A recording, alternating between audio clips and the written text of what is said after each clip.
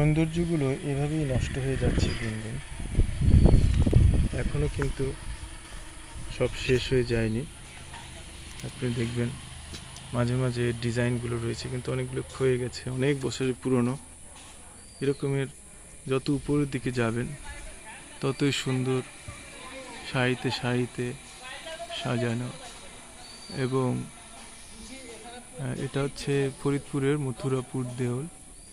আমি যদি সামনে এই পাশে একটু ঘুরে যাই, দেখেন আরও সুন্দর ভিডিও পাবেন।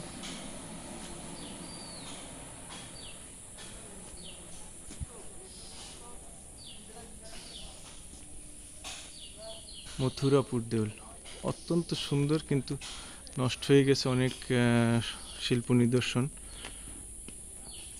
জানি না কিসের জন্য বানাইছে, আগেকার মন্ত্রীরা বানাইছে, ও টাকা পয়সা